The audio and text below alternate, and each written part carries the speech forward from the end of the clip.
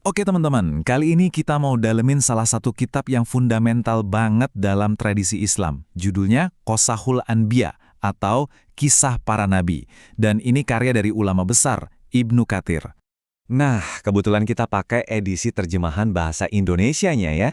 Jadi lewat buku inilah kita bakal coba bedah bareng-bareng isinya tuh apa aja sih, siapa penulisnya, dan tentu kita akan masuk ke kisah-kisah paling dasarnya. Oke, kita masuk ke bagian pertama.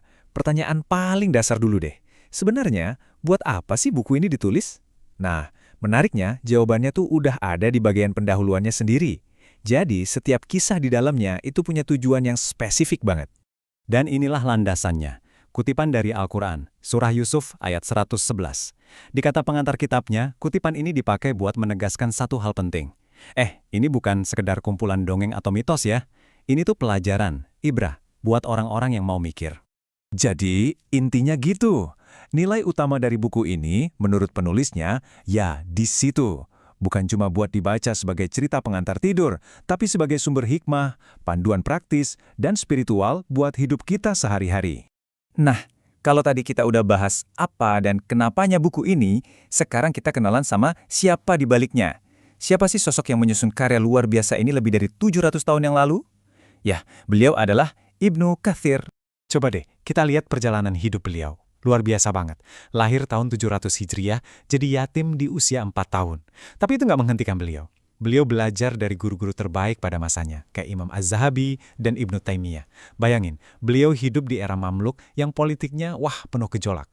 Tapi di tengah kekacauan itu, beliau justru fokus berkarya. Sampai akhirnya wafat di usia 74 tahun. Setelah di usia senjanya penglihatannya menurun. Dedikasi yang kayak gini nih yang membentuk metode penulisan beliau yang sangat teliti. Dan soal metode, beliau ini nggak main-main. Beliau nggak asal comot cerita. Semuanya disusun dengan sangat sistematis. Fondasinya jelas, ayat-ayat Al-Quran. Terus didukung sama riwayat dari Nabi Muhammad. Kalaupun ngambil dari kisah Ahlul Kitab, itu diseleksi ketat banget. Pokoknya semua yang bertentangan sama Al-Quran atau nggak masuk akal, langsung ditolak. Nah, ini ada istilah penting nih, Israiliyat. Ini tuh riwayat-riwayat yang sumbernya dari tradisi Yahudi dan Kristen. Ibnu Katsir itu pakai sumber ini, tapi kritis banget. Beliau cuma ambil sebagai detail pendukung, dan itu pun syaratnya ketat. Nggak boleh sedikit pun bertentangan sama Al-Quran. Jadi Al-Quran itu tetap jadi hakim utamanya. Pernah kepikiran nggak sih, kita ini sebenarnya datang dari mana? Dan untuk apa kita ada di sini? Nah, hari ini kita bakal kembali ke titik paling awal, mengupas tuntas kisah Nabi Adam, bapak kita semua. Ini bukan cuma cerita zaman dulu loh, tapi ini kayak cermin buat kita, yang isinya tentang tujuan, ujian, dan harapan kita sebagai manusia.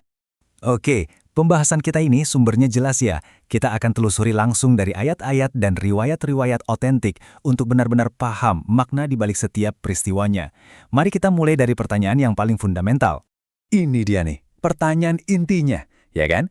Jadi sebelum Adam diciptakan, bahkan sebelum surga jadi tempat tinggal sementaranya, ternyata udah ada sebuah rencana besar.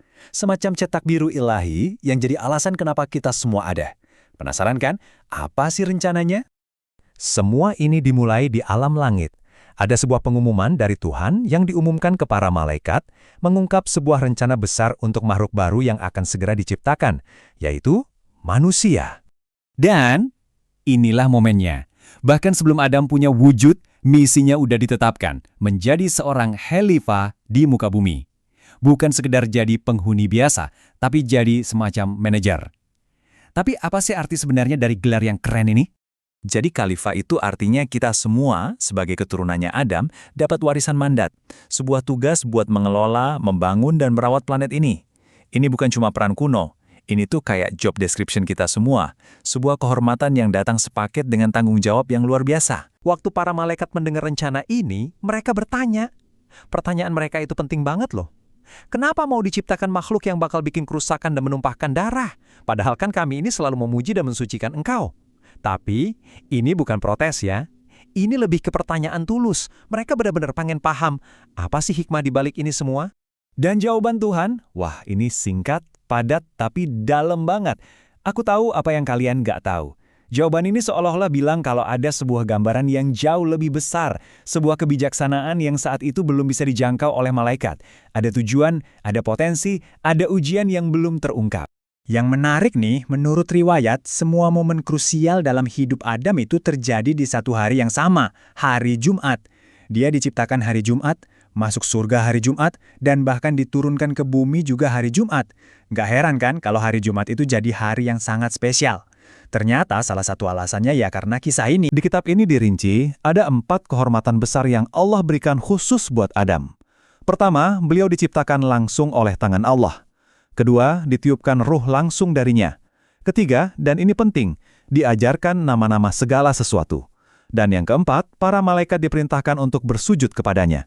Setiap poin ini nunjukin betapa istimewanya posisi Adam. Nah, ujiannya ada di poin ketiga tadi, ujian pengetahuan. Adam diminta menyebutkan nama semua ciptaan, dan beliau bisa. Sementara para malaikat, mereka nggak bisa. Disinilah letak buktinya. Kemampuan manusia untuk belajar, memahami konsep, dan berpengetahuan, itu yang jadi keunggulannya. Tapi di tengah momen penghormatan yang agung ini, justru muncul sebuah drama. Sebuah konflik besar yang jadi titik awal dari banyak hal. Ketika perintah untuk bersujud itu datang, semua malaikat taat. Semua kecuali satu, iblis. Dia menolak. Dan penolakannya ini bukan sekedar penolakan biasa. Ini adalah pemberontakan pertama, yang didasari oleh kesombongan dan rasa iri. Terus apa sih alasan dia? Nah, ini dia logikanya iblis. Dia bilang, aku dari api, sedangkan Adam dari tanah liat. Api jelas lebih baik dari tanah liat. Jadi dia merasa lebih superior hanya karena materi penciptaannya. Sebuah logika yang kalau kita lihat sangat keliru. Kenapa logikanya gagal total? Ada 2 alasan utama yang dijelasin di kitab ini. Pertama, dan ini yang paling fatal, dia menempatkan logikanya sendiri di atas perintah Tuhan yang udah jelas. Itu udah salah. Kedua, perbandingannya pun dangkal.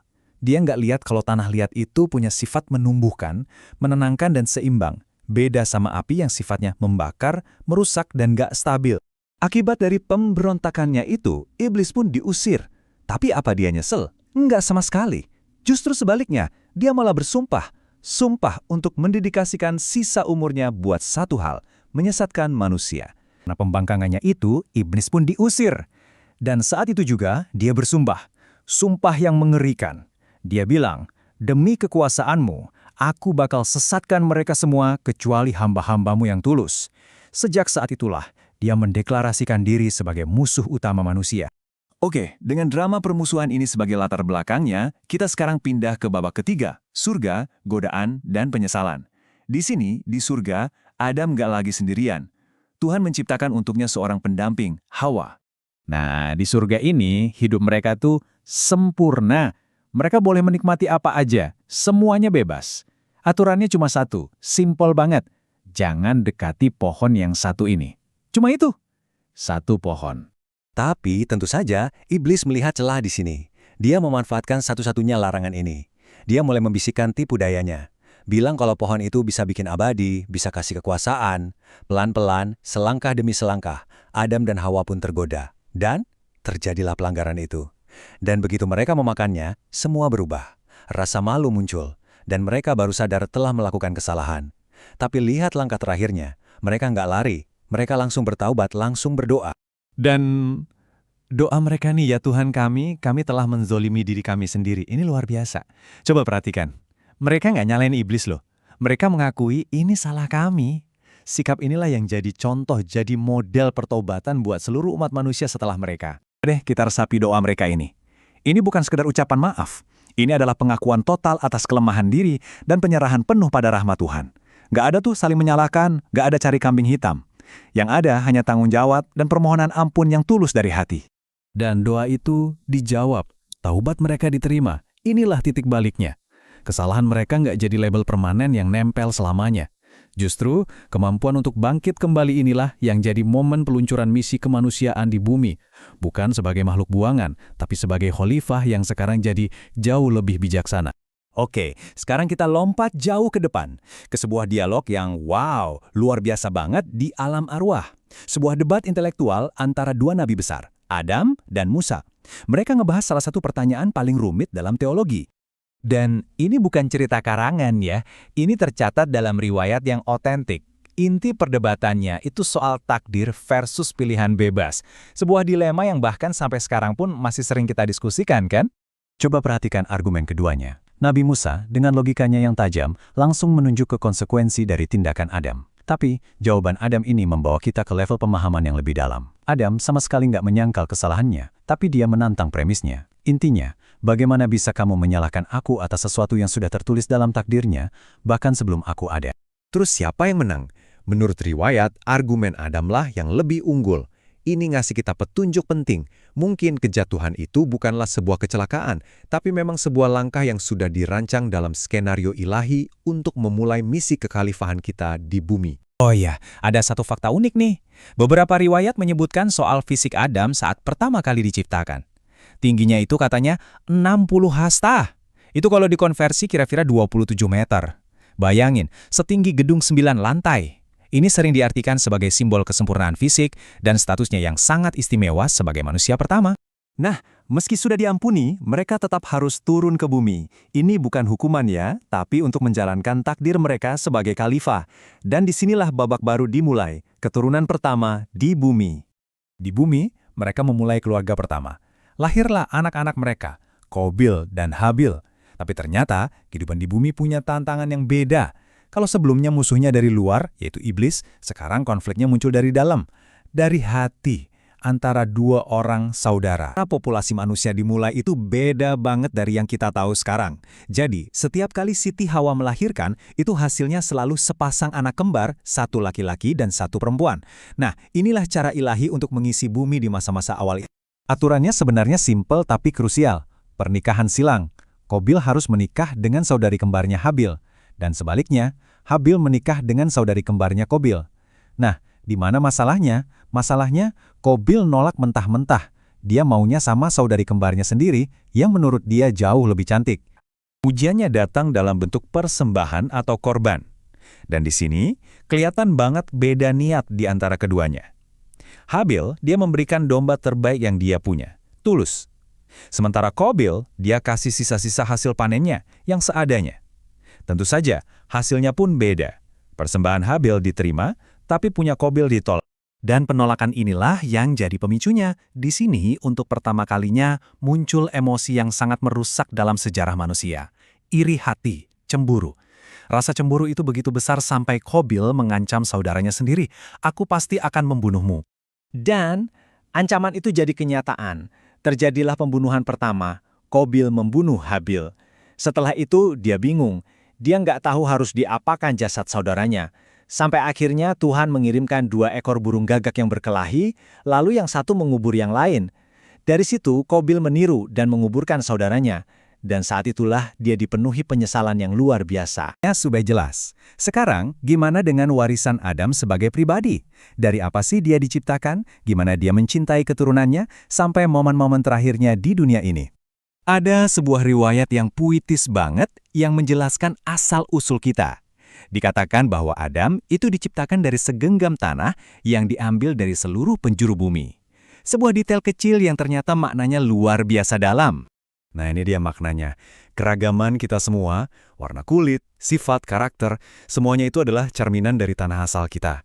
Ada yang kulitnya putih, merah, atau hitam, persis kayak warna-warna tanah. Sifatnya juga gitu, ada yang baik, ada yang buruk, ada yang mudah, ada yang sulit, persis seperti karakter tanah. Ini tuh pengingat yang indah banget bahwa perbedaan kita itu bukan alasan untuk terpecah, tapi justru bukti dari asal kita yang satu. Ada satu kisah lagi nih yang nunjukin betapa besarnya cinta Adam pada anak cucunya. Saat diperlihatkan semua calon keturunannya, matanya tertuju pada satu cahaya yang sangat terang, yaitu Nabi Daud. Begitu tahu kalau usianya singkat, Adam tanpa ragu langsung bilang, "Aku berikan 40 tahun dari umurku untuknya." Bayangin deh, jatah hidup Adam itu seharusnya 1000 tahun. Tapi karena cintanya, ia memilih untuk hidup 960 tahun saja, supaya salah satu keturunannya bisa hidup lebih lama. Ini pengorbanan yang luar biasa dari seorang bapak untuk anak cucunya yang bahkan belum pernah ia temui. Dan akhirnya, perjalanan Adam di bumi pun sampai di penghujungnya. Beliau wafat di hari Jumat, dengan para malaikat yang datang sebagai bentuk penghormatan terakhir. Tapi, misinya nggak berhenti di situ. tongkat estafet kenabian ia wariskan kepada putranya, Shitz, untuk memastikan cahaya petunjuk terus menyala bagi generasi-generasi setelahnya. Jadi, kisah Adam ini kan isinya lengkap ya. Ada soal ketaatan, kesombongan, godaan, sampai pengampunan. Ini adalah warisan kita semua. Perjuangan internal yang dihadapi Adam, yaitu juga perjuangan kita sehari-hari. Pertanyaannya sekarang, dari semua pelajaran pertama bagi umat manusia ini, menurut Anda, mana yang paling relevan? Yang paling penting buat kita di zaman sekarang?